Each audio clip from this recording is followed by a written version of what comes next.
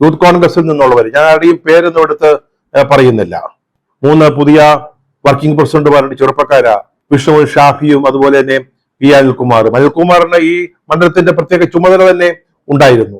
അവരുടെ ഒക്കെ നേതൃത്വത്തിൽ KC വേണുഗോപാലും അതുപോലെ VD സതീശനും ഒക്കെ അടങ്ങുന്ന മുതിർന്നവര്, അങ്ങനെ ഒരു ടീം, ഒരു നല്ല ബ്ലൻഡ്, അതിന്റെ ഒരു ഫലം, അതിന്റെ ഒരു ഗുണഫലം ഈ തെരഞ്ഞെടുപ്പ് ഫലത്തിൽ നമുക്ക് കാണാൻ സാധിക്കുന്നുണ്ട്. സാധാരണഗതിയിൽ കോൺഗ്രസിന്റെ സീനിയർ നേതാക്കന്മാരൊക്കെ അവരുടെ താല്പര്യങ്ങൾക്കനുസരിച്ച് ഇവിടെ വരികയും എന്തെങ്കിലുമൊക്കെ കുശുമ്പും കുന്നായ്മയും പറയുകയും അതൊക്കെ തെരഞ്ഞെടുപ്പ് ഫലത്തെ ദോഷമായിട്ട് ബാധിക്കുകയും ചെയ്യുന്നതാണ് കോൺഗ്രസിന്റെ ഒരു പതിവ്.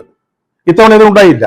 ഈ മുൻനിരയിൽ നിന്ന് പ്രവർത്തിച്ച ചെറുപ്പക്കാര് സ്ഥാനാർത്ഥി ജയിക്കണമെന്ന ഉദ്ദേശത്തോടു കൂടി, അതാണ് പരമപ്രധാനമായ ലക്ഷ്യം എന്ന മനസ്സോടുകൂടി പ്രവർത്തിച്ചു.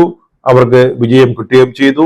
ഇത് 1970-കളിലെ അല്ലെങ്കിൽ 60-കളുടെ അവസാനം 70-കളില് ആന്റണി ഉമ്മൻചാണ്ടിയും ഷൺമുഖദാസും കൊട്ടറ ഗോപാലകൃഷ്ണനും ഒക്കെ ജയിച്ചു വന്ന ആ തെരഞ്ഞെടുപ്പിന്റെ ഒരു ഗന്ധം, കോൺഗ്രസിനെ സംബന്ധിച്ചിടത്തോളം സുഗന്ധം ഈ നിലമ്പൂർ ഉപതെരഞ്ഞെടുപ്പില് കാണാൻ കഴിഞ്ഞു.